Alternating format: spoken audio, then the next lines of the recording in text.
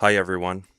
Welcome to the Sports for Life podcast, brought to you by me, Dylan, your host. I just wanted to thank everyone for joining the live and also taking their time to like and subscribe our videos. This is the second video being posted under the Sports for Life podcast. And today we're going to be discussing the NBA Finals between the San Antonio Spurs and the New York Knicks. It is about 45 minutes or 30 minutes right now, 35 minutes right now before tip off. And I thought I'd come in here and do a small review basically based on the San Antonio Spurs and the New York Knicks. I think this finals is really an exciting one. I do believe that it's going to be a very close, competitive game. I think home court's going to be very important in this matchup.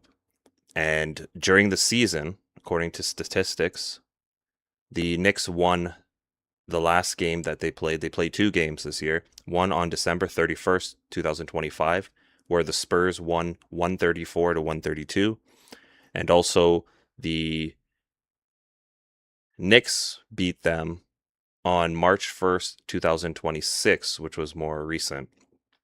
And the Knicks beat them 114 to 89. So that was pretty much a beatdown by the Knicks towards the Spurs. So it's going to be interesting to see what happens here because these are two top teams in the league. And I know Victor Wembanyama was very emotional when he won against OKC and knocked them out of the playoffs just, I think, less than a week ago.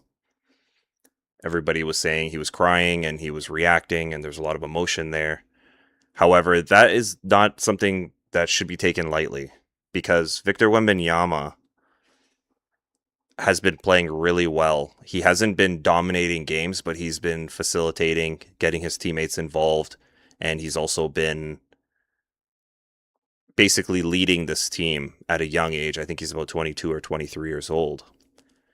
And getting his young teammates involved, keeping everybody engaged. He's been doing it. And it's incredible. Everybody's seeing it being very LeBron-like when LeBron James was in Cleveland in his early years, when he kept leading their team to the, playoffs, to the finals, and also taking over games when needed. The big question here for me, from my point of view, is Victor Wembanyama game ready to take over when he has to? And what I mean by that is now he's no longer just in the playoffs, he's in the NBA Finals. And he's got to be ready to take over when the time comes. And that's going to be the key points to look at in the games. Is he going to continue to facilitate, or is he going to do what he needs to do to get the win for his team? It's something also that I've noticed with LeBron James, even up till today. When he feels like it, he takes over games. Nowadays, with his age, obviously he's in his 40s now, which it's very hard for him to take over games. He will try his best to take over games. And as of more recent, watching him and the Lakers play, I've seen a lot of him failing to do so. Just, being outplayed, losing the ball, just certain things that obviously with his age now you'll start to see compared to when he was in his 20s and his early 30s. Again, taking nothing away from LeBron, but just noticing things that you notice basically based on when you observe, his career from when he was 18 coming into the league till now. So Victor Wembanyama is an interesting piece to look at being in the position that they're in. This team is incredibly built. I'm very impressed with the Spurs, but I'm also not surprised. And I did believe that they would beat OKC. I'm just going to pull up the Spurs roster. So they got Victor Wembanyama, Stephen Castle, Dylan Harper, Julian Champagne, Carter Bryant, Devin Vassell, De'Aaron Fox, who's one of my favorite guys. I really like De'Aaron Fox a lot. I'm happy that he left Sacramento and he joined the Spurs because he is a very good player, and I think his talents were being underutilized in Sacramento. As you know, they're always doing rebuilds.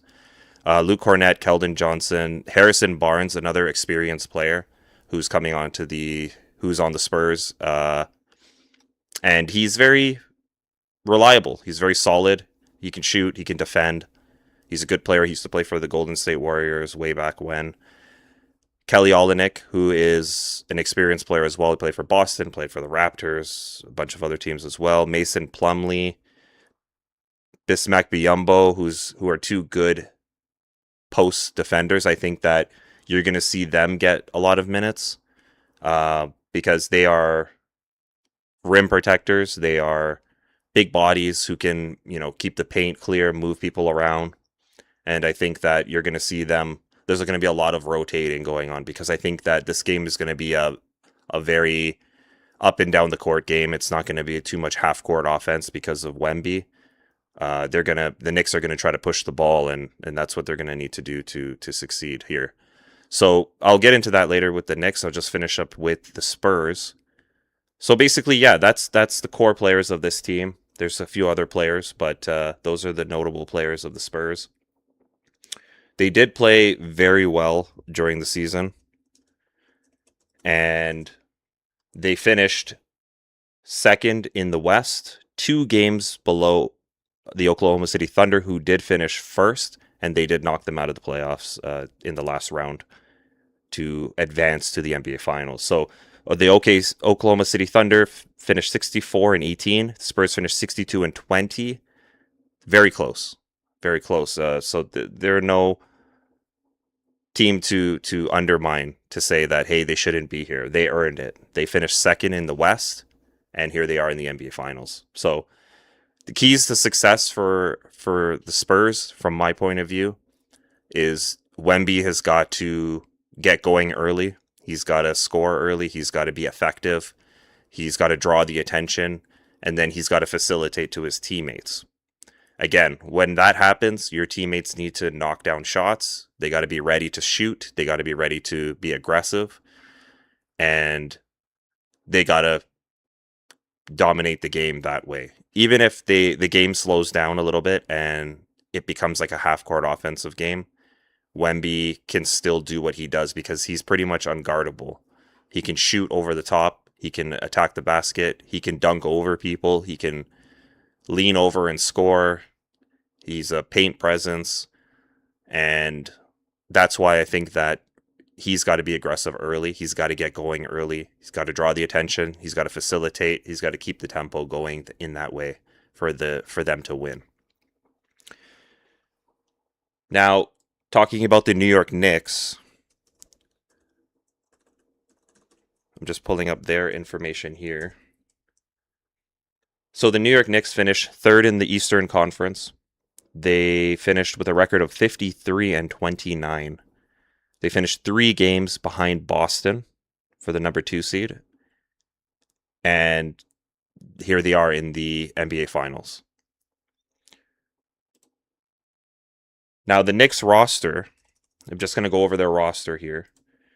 They are also a loaded team. So both of these teams are loaded. And why I say that is because they have a solid starting 5, and then they have a deep bench. And the New York Knicks, from a point of putting this team together, to be honest with you, everybody is shocked they made it. Everybody is going crazy, especially a lot of the people from New York, that the Knicks are finally back after, I think it's like 25 years or 30 years since they've been back. And they should be here. And I'm not saying it in any disrespectful way towards the Knicks. I'm just saying it because based on their build and their team and what they've done here, they should be here. They have Jalen Brunson, who is playing MVP caliber basketball. He is absolutely carrying the Knicks on his shoulders. When they need him, he's showing up. When he needs to score, he's scoring. When he needs to play defense and lock up point guards or anybody else who's ball handling or he's matched up against, he's stealing the ball. He's playing hard defense. He's setting the tone for this team. And that is something that's going to be very, very important to watch. Can he keep it going? Is he going to cool down? Is he going to stay hot? what's going to happen here with Jalen Brunson. OG Anunoby. I'm wearing the Raptors hat. He's a Raptors guy. I forgot to shout out Julian Champagne, who was also a Raptors guy, who's on the Spurs. But OG Anunoby, a wing defender, 3-and-D guy. He can shoot. He can score from anywhere. Defensively, he is a problem. He's athletic. He has long arms. He can get up and down the floor quickly. He's a problem during passing lanes whenever they're trying to move the ball. He can defend the rim if he needs to because he has the length. He has the athleticism, and he's a problem. He is a problem with that size. The Raptors also have shown that they're a problem with the size they have. They have a lot of 6'7", 6'8" guys, and OG Anunoby is a 6'8" forward who is a problem, and he's a guy to watch as well. You got Karl Anthony Towns. I don't have to say much about him because he can shoot the three, he can shoot the ball, he can move the ball around. He's a good passer. He's a big body. He's also now becoming a rim protector when needed. He's not an ideal rim protector, but if you put him down there, he's a big body to move around. He can push you around. He's got those broad shoulders, big physique, and he can push you around and bully ball you. And it's going to be important to watch him versus Wemby whenever they're matched up. That he's going to have the strength advantage on Wemby. Wemby does not have that much strength, but Wemby's got to make decisions quickly because he has a speed advantage over Karl Anthony Towns, and then he's got to just execute what he has to execute. So, Josh Hart, another player, gritty, defensive. He can shoot as well.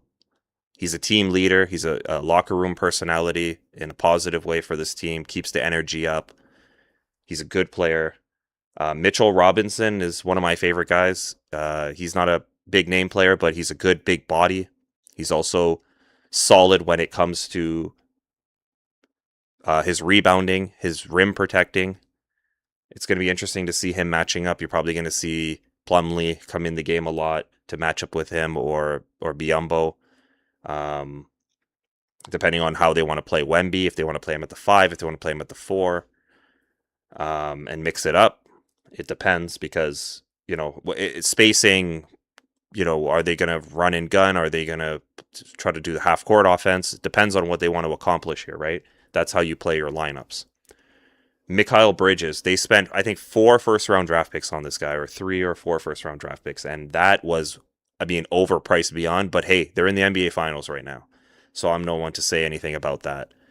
And Mikal Bridges, again, another player, a little bit of OG, a little bit of Josh Hart mixed in there.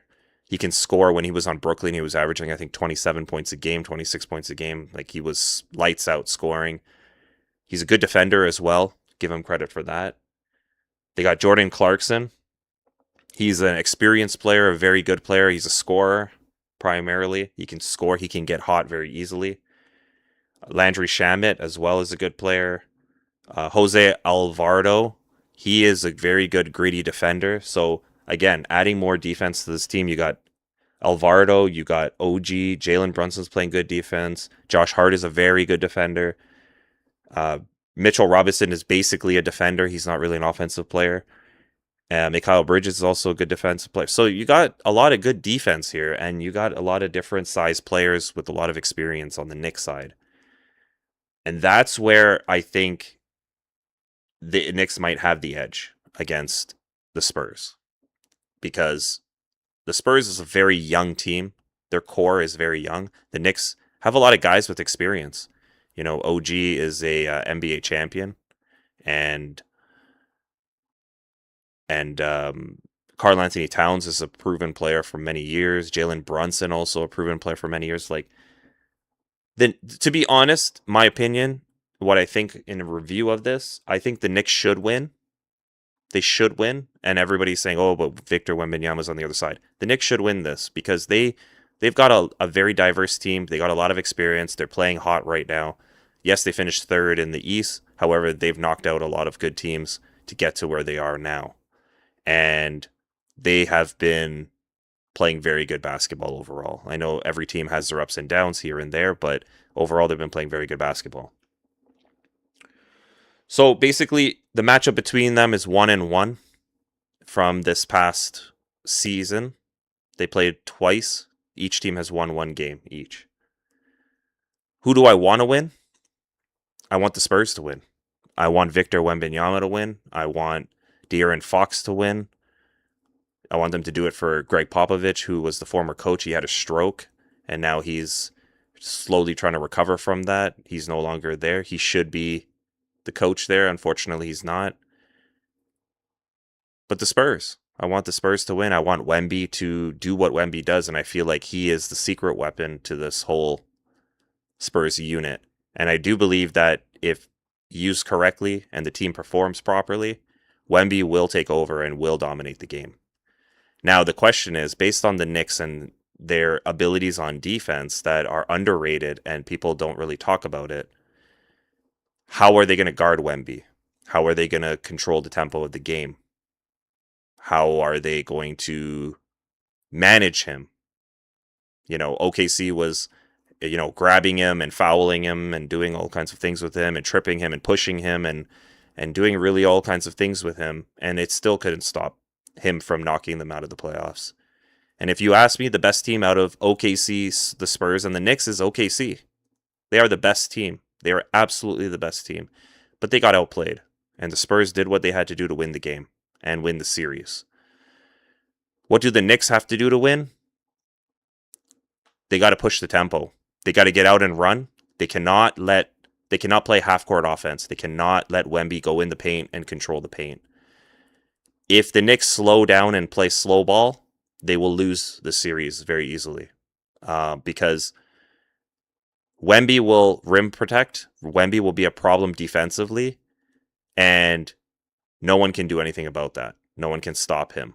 He is the guy, the key factor of this entire series, based on his skill set, based on what he's able to do, based on what he can control when it comes to moving the ball around or scoring and taking over the game. And that's going to be the main thing for the Knicks to keep an eye on.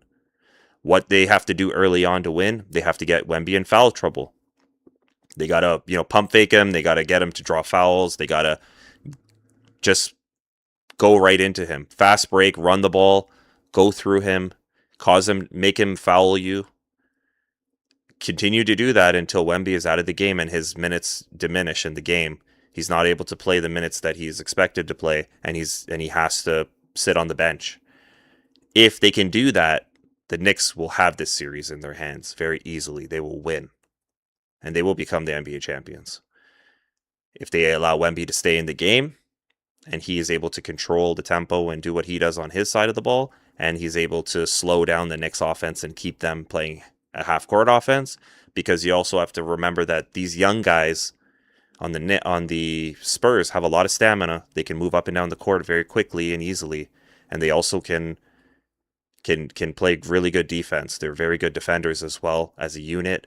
They shift, they move a very, very well when they're rotating, and it's very important to note that it's about which team is going to execute, which team is going to control the pace, and which team is also going to expose the other team's weaknesses. And I mean, that's said for any team, any sport. Basically, you always got to look at where you're stronger than other teams, where you can execute better than them, how you can control what you need to control on your side to have that edge. And that's what this matchup's going to be about. And the reason I decided to do a pre-game one podcast about it is because it's going to be very interesting to see what happens and how things go. And what I plan to do is also review the games, each game, and see, basically, provide feedback on what was observed, what was seen happening, and breaking that down for you guys, so you guys can have an understanding of the sport itself, and also what's going on between these two teams in this playoff matchup for the NBA championship. So we're less than 20 minutes till tip-off. Again, I'm rooting for the Spurs, but I do believe the Knicks should win this series. And we're going to review soon the post-game one. It might not be today, it might be tomorrow. However, I want to go through everything and see exactly what happens between these two teams and how they match up, how they play each other, see the coaching style and what the coaches are looking at on the floor to see what they're trying to execute and do, and then see how it plays out. It's going to be absolutely exciting. I can't wait to see the results of this NBA Finals and to see what exactly is happening. And you know, go Spurs. We'll see. But whoever wins, they deserve it. I know that whichever team wins will outplay the other team and win. And obviously that's how sports goes. So let's see who has it, who's going to be the one to win it. So what I'm going to do, I'm going to drop a post on who you guys think will win the game 1 of the NBA Finals. And you guys can go on my page and you guys can review that and choose who you guys think between the two teams. And we'll see what will happen. So thank you guys for joining this short podcast. It's only about 20 minutes of a podcast, but it's was well,